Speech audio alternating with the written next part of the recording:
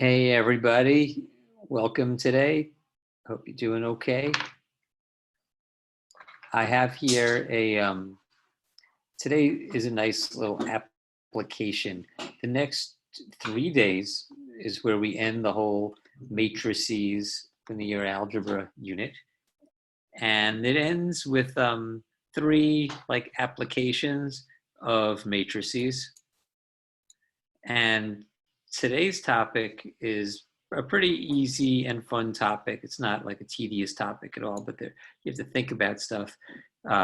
It's going to be an application of matrices to a type of math known as graph theory. And to start with something that we can relate to, here's a scenario where I have a map of the United States, and these red lines represent airline routes. So as you can see, between Los Angeles and Miami, there's a red line, and there's an arrow at both ends. That means that there are flights from Miami to Los Angeles, and there are also flights from Los Angeles to Miami. And most of the flights are that way. But if you look here at Denver and Miami, I put a little green line segment just to highlight the fact that there is not an arrow on the other side of that line. So there are flights from Denver to Miami, but for whatever reason, there are no flights directly from Miami to Denver. And there are 5 cities: Los Angeles, Denver, Chicago, New York City, and Miami. And the question is, you could fly from one place to the other. Sometimes there are no flights directly from one place to another, and for a little bit less money, you can fly with what's called a layover. That's where you fly. Like, for instance, I fly from New York City to Chicago, and then I fly from Chicago to Los Angeles, let's say. For whatever reason, that flight is cheaper, even though it takes longer to do it. So the question is, can you list all the ways you can to get from Miami to Los Angeles, where we're not going to count any what's called direct flights, but how many ways can you go from Miami to Los Angeles with exactly one layover? And sometimes you can't even there's no direct flights, there's no flights with one layover, and then you have to do the dreaded 2 layovers. That's where you fly from one place to a second place. Then you fly from the second place to some third place. And then you fly from that third place to your eventual destination. I would like you to spend a few minutes, and you could chat with the classmates as you're going along, to do the answers to question 1 and 2. I'm going to pause the video while you work on this.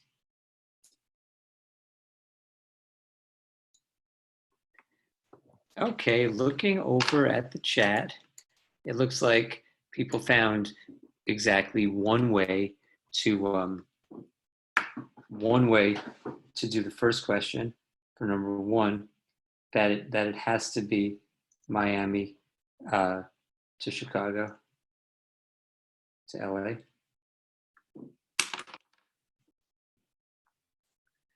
But for number 2, we saw one way is definitely Miami to New York City to Chicago to LA. And then, as crazy as it might seem, we can see that there is one that seems like, why would anyone ever do this? If you make it to Los Angeles as your first layover, well, why wouldn't you just stay in Los Angeles? But technically, it's true. So it seems like there's one way to do number 1, and 1 or 2 ways, depending on whether you think that this second way should be allowed or not. Let's see what this has to do with matrices and what this has to do with something called graph theory. Graph theory is a branch of math that gets used in a lot of different fields in sciences. And graph theory started back in the 1700s when someone named Leonard Euler, what's that T doing up there? Oops. Someone named Leonard Euler, who's my personal favorite mathematician, was visiting a place that's called, it used to be called Knigsberg.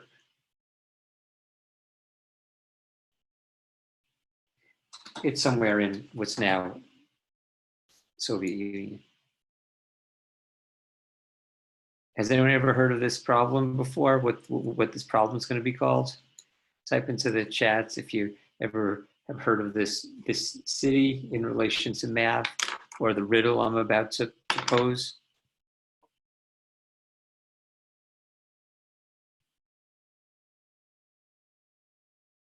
Okay, well, the riddle is called the 7 Bridges of Knigsberg.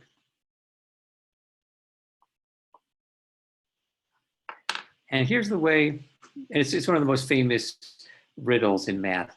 This is the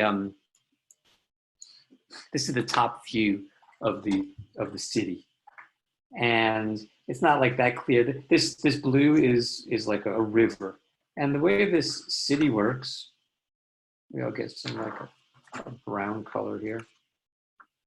The way the city works is there's land here, and here, and here. That's all land. But there's this sort of river that goes through the city, and the river branches out and comes back together, so it forms a little island in the middle of the city also. And there are, in red, the 7 bridges. And a thing that people used to do for fun was to see, is there a way to take a tour, a walking tour of the city where I cross each bridge exactly once? So just for instance, and once you cross a bridge, you can't cross it again. So just for instance, let's just say I start here, and I kind of go like that, and like that, and I go here,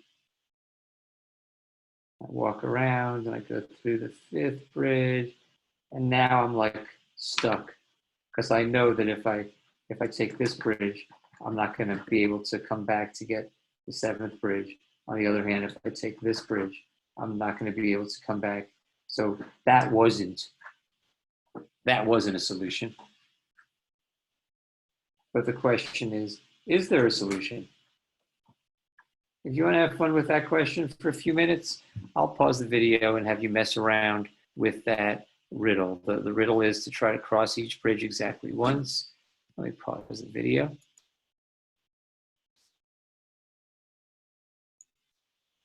Okay, everybody. So we played around with it a bit, and I hope that nobody found an answer, because as you might have suspected, this configuration, there is no possible way to do it. Why is there no possible way? And what if there's a more complicated scenario where there is a possible way? Is there some easy way to find the way to get it? Well, the solution to this riddle has to do with how many bridges there are going into or out of any of these, what he called the land masses. So notice that there's 3 bridges coming from C or going into C. There's 5 bridges going into or out of this island A. There's 3 bridges going to the area, sort of the south area, and there's 3 bridges over here going to the region on the right. What Euler realized was that if some place has an odd number of bridges, then if it has an odd number of bridges and you start in that actual region, you are going to have to end somewhere else because you kind of start there, you leave it, you enter it, and you leave. So you'd have to finish somewhere else. On the other hand, if I start somewhere, anywhere outside of the odd number, I have to come in, leave, and come in.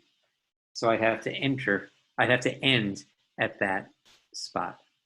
So if I start in the spot, I have to end somewhere else. And if I start outside the spot, I need to end in that spot. Now, if we had a situation where there were only two odd numbers, I'd be able to start in one and end in the other. But the problem is I have all four of these have odd numbers.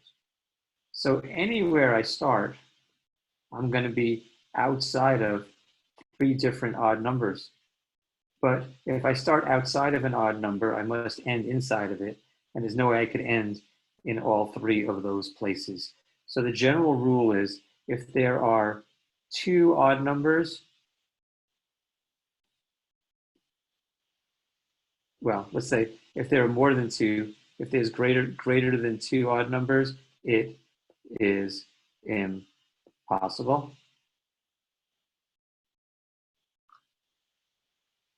Now, don't worry about that thing on top.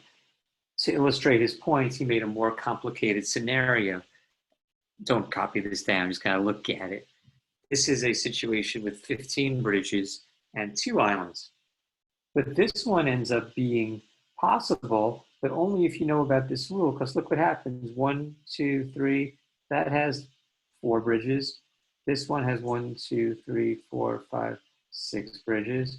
This one has 1, 2, 3, 4, 5, whoops, 1, 2, 3, 4, 5, 6, 7, 8 bridges. This one has 1, 2, 3, 4 bridges. This one has 1, 2, 3, 4, 5 bridges. And this one has 1, 2, 3 bridges. So notice how there are only 2 odd numbers. It's actually impossible. It's hard to explain why, but you can't have just one odd number. It's actually not possible to even create that situation. But if there's exactly 2 numbers and you start in one of them and know you're going to end in the other one, it makes it a lot easier. Except I think I made a mistake there. It's not like it's trivial to do it. You have to be careful that you don't burn all the bridges from one place to the other. Let me try this again. So I'm going to try to preserve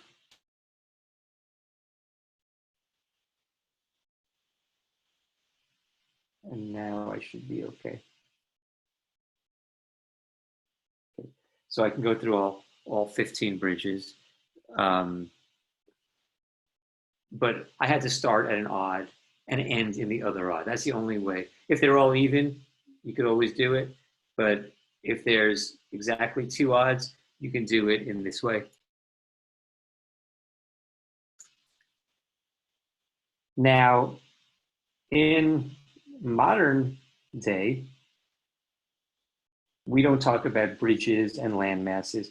Instead, graph theory, there are these dots that are called nodes. And the nodes are connected by lines, which could be straight lines, they could be wavy lines. It doesn't matter. Those things are called edges. And graph theory is the study of nodes and edges, and like even the bridges of Knigsberg, they, if you take this situation and you shrink all the land masses down until they're points, and then you make these edges to signify the bridges. So those were these 4 bridges, and that's this bridge here. You get this cool looking picture. There it is as a what's called a graph. It has nodes and it has edges. Now you may have, as a kid, tried to do this riddle where you try to draw this house thing. And the way the house works, that there are 5 dots. And you basically have to join the dots. Now you are allowed to cross lines, but you're not allowed to retrace. If I label these points A, B, C, D, and E, go ahead, see if you can draw this. They say, you know, try to draw this without lifting your pencil. I mean, you have to lift the pencil to start, but once you lift the pencil, you can't pick it up again. Are you able to draw this? Take a minute, mess around with that riddle. And if you did, type into the chat what node or what point were you able to start just anywhere you wanted, or were you limited in where you could start?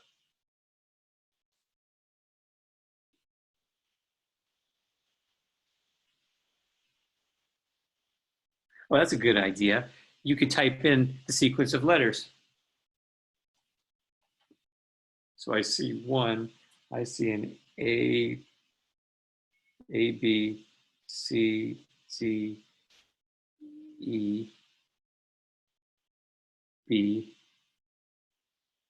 D, A, E. That is one way. And then there's one, I see this one, it says C, D, B, E, C, A, B, C. Uh-oh. So that one is missing the bottom of the house. And then I see another one. I'll use the highlighter for that one. That one says A, E, B, D, C, B, A, D, E.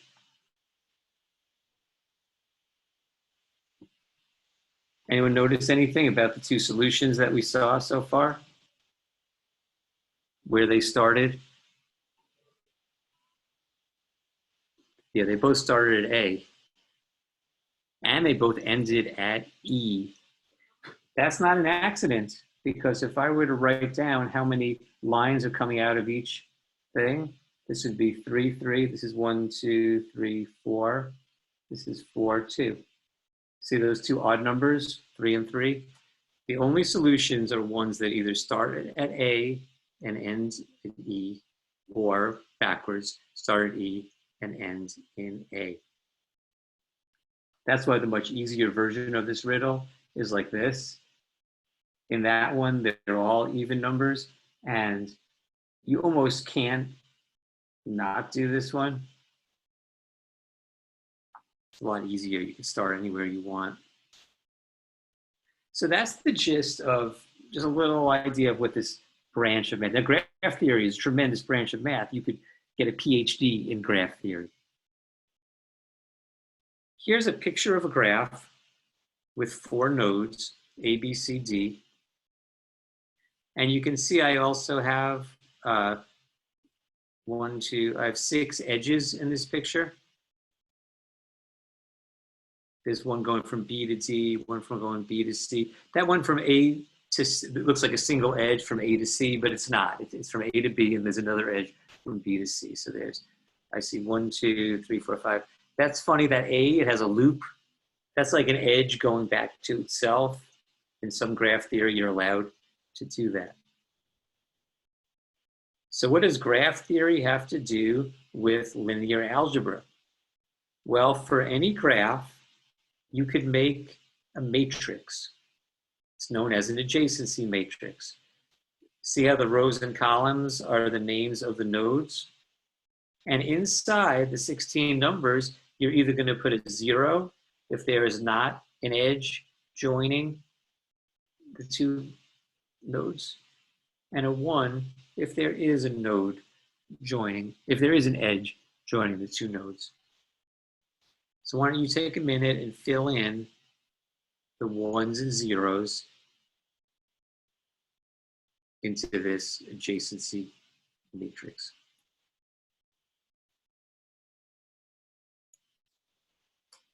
Okay, and hopefully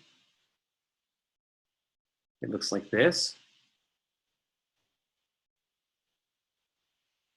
Now this matrix has a bit of like a symmetry to it. Like if I were to make this the mirror, why must this type of matrix always have this sort of symmetry around that diagonal from the top left to the bottom right? Why am I not surprised to see this symmetry?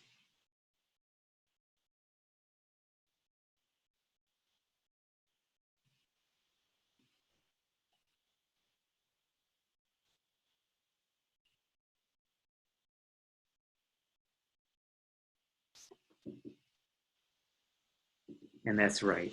If A is adjacent to B, then B has to be adjacent to A. If there's some sort of path connecting A and B, then there's also a path connecting B and A. So that's where the symmetry comes from. Now there's a type of graph known as a directed graph. In a directed graph, there are arrows at one or both ends of the edge. And when that happens, you're not going to have symmetry necessarily. And we also have to be careful now about kind of like with like multiplication table kind of thing here. I'm going to make the top the from, and the column is going to be the from, and the rows is going to be the to. That way, when I look and I see that there is an edge going from B to A, I would put a 1 here, but it doesn't go in both directions. There's not an edge from A to B, so I would put a 0 here. So I'd have to like know that I'm going to put from here and to there. Okay, so when I do the directed, I end up with this as my adjacency matrix. Again, it's not symmetrical. Only if all the edges had arrows in both directions would it be symmetrical.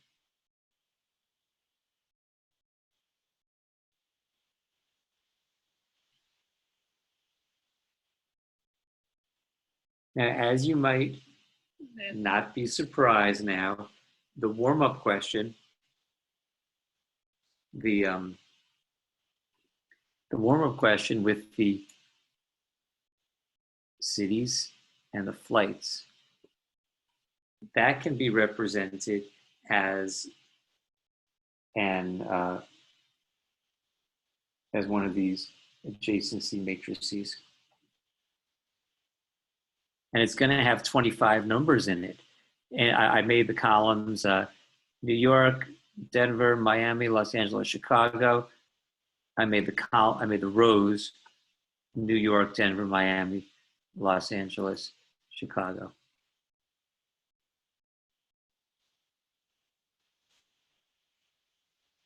Why don't you take a minute and fill in some of the elements, 25 elements in this adjacency matrix. And you could pick any row you maybe to make it like more fun for a class thing. There are 5 rows there. I'm talking like, the rows themselves. So you could pick a random row, 1, 2, 3, 4, 5, and just work out that row, what the 5 numbers are.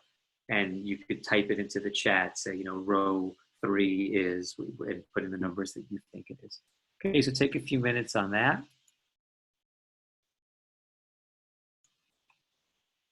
Okay, everybody. I guess hopefully you got something like this. Actually, let me bring it back from over here.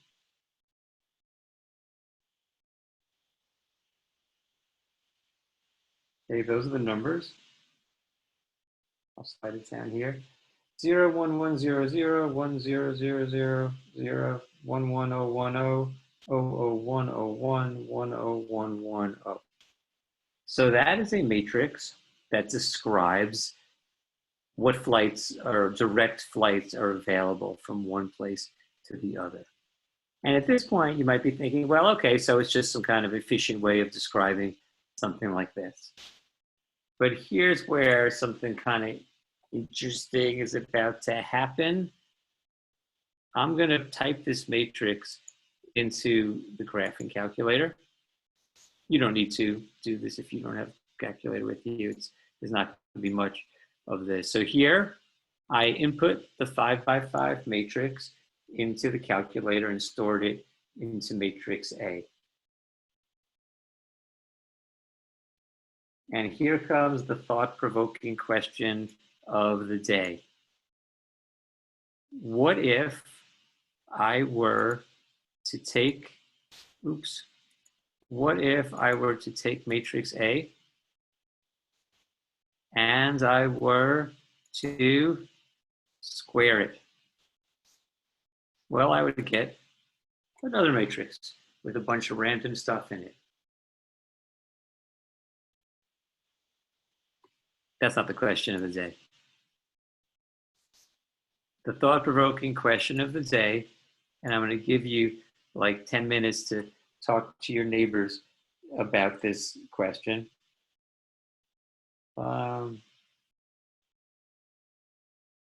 Okay, the question is, I have it highlighted here. What do these 25 numbers represent? And while you're at it, and why, in other words, like what, how do you know the thing you suspect they represent? Why does that happen? Okay, I'm going to put you into chat rooms now to discuss that question, because that is basically the big question of the day. What happens when you square this matrix? What do those 25 numbers represent? And why does that work? So I'm going to pause recording and I'm going to put you into chat rooms. Okay, welcome back from the breakout rooms. Does anyone want to type in what they might have come up with, a theory about what the 25 numbers in this adjacency matrix squared represents? What do those 25 numbers represent?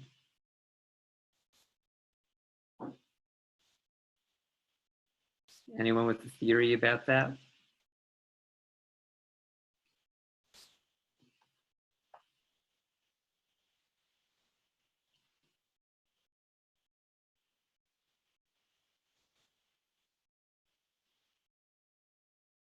And that's right. It is the number of ways you can get from A to B with one layover.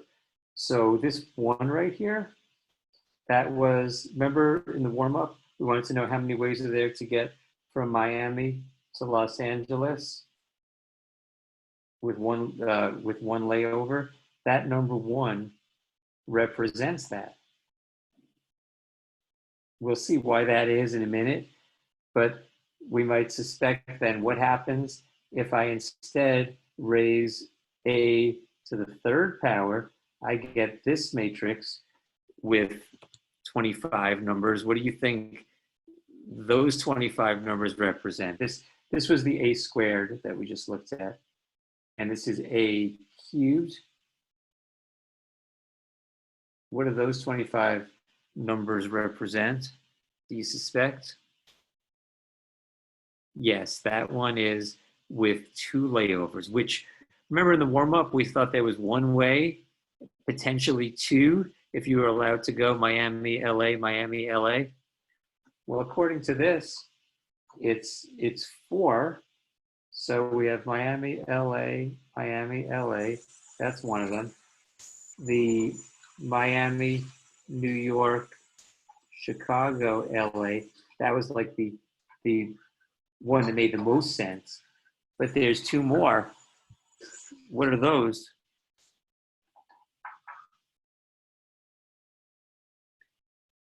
That's right. You can go Miami, New York, back to Miami, to Los Angeles, or is there one more? Yeah, Miami, Chicago, Miami, Los Angeles. So that's why it was 4. Now, this type of math is used in all kinds of scientific applications. Sometimes it's like, there's like electricity that has to flow through wires, or there's some sort of fluid that has to flow through pipes. And this type of math can help you analyze it. Chicago straight to Miami. Oh, it doesn't. So that's not what that other one is. Thanks. But there is a 4th one. It must be, which one is that? Miami, Chicago, LA, Chicago, LA, back to Chicago. Wait, what is the other one? I see someone typed in, Veronica, MLCL. Thanks. So those are the 4 ways. Now the next question is, why does this work? Because it's kind of neat that it does work. Well, there is an easy explanation for why that works. And I think this should explain it pretty well. Let's look at the, in order to get to a place with one layover, like to get from Miami to Los Angeles with one layover, there needs to be a city that Miami can go to, and there needs to be from that city, that same city, we need to be able to get to Los Angeles. So when I multiply, see if I have this right. See this 1 over here? Oops. iPad's frozen here, it's back. See that 1 over there? That 1 came from multiplying the 4th row by the 3rd column. One element at a time. Remember how matrix multiplication works. We do 0 times 1 plus 0 times 0 plus 1 times 0 plus 0 times 1 plus 1 times 1. So we take row 4 and multiply it by column 3. Now, when I do 0, when I have a 0 and 1 here, well, that means there was a way to get from Miami to New York, but there was not a way to get, since there's a 0 here, there's not a way to get from New York to Los Angeles. So 1 times 0 is 0, so that didn't contribute. And this one, there wasn't a way to get from Miami to Denver or from Denver to New York. And this one, there was no way to get from Miami to, what's that 3rd city? Oh, Miami to itself.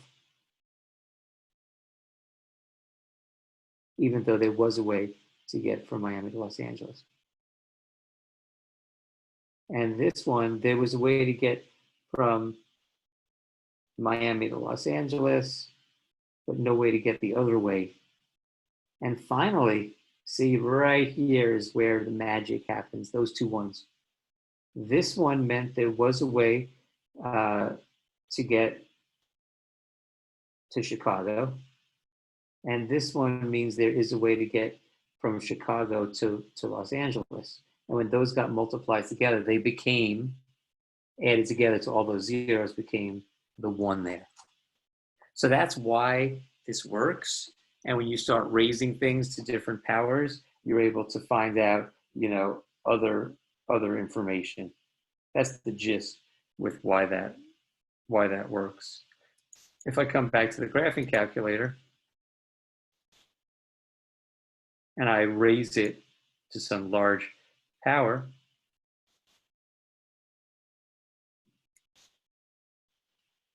I raise it to like the 8th power,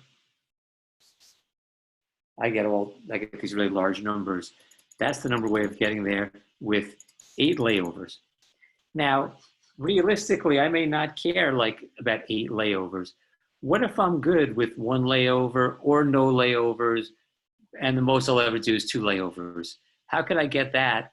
What calculation would create a 5x5 matrix where the numbers would include not just, okay, exactly 1 layover or exactly 2 layovers, but it would include 2 or fewer layovers? What small change would I have to do to my calculation? Anyone ever thought about that?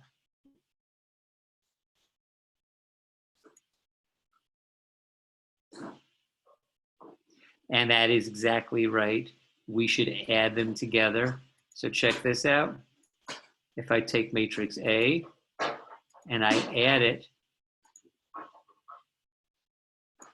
to matrix A squared, and let's say I'm willing, because sometimes you just got to get there if there's a way to do it. I'm willing to go for 2 layovers. And I add them together. Now I have, for all the cities, ways of getting there with no layovers, 1 layover, or 2 layovers. Notice we got a 0 in there. So it is really difficult to get to that spot. Which one was that? Chicago to Denver is an ordeal. The best you can do, apparently. I think I'm going to need 1 more. I must be able to get there if I go for 1 more layover. That's like an all-day affair. There used to be a website called Priceline.com, and you would tell them, I want to go to Los Angeles from New York, and I'll pay, $100. And they take the money, and then whatever they find, you're stuck with it. And sometimes it had a lot of layovers. But yes, if I'm allowed to have 3 layovers, I can get there 1 way. Okay, so I hope you like that. That was this whole lesson was an application of matrices that is, maybe not how you're going to plan your family vacations, but it is kind of like neat that matrices and matrix multiplication can model things like this. Okay, does anyone have any questions about this? We have 2 more days of linear algebra, 2 more like applications, and then we get into the last, I think it's 4 lessons. So there's only 6 more lessons left in the semester. There might be some days with review and things like that, Kahoot and things like that. Okay, I'm going to pause the recording.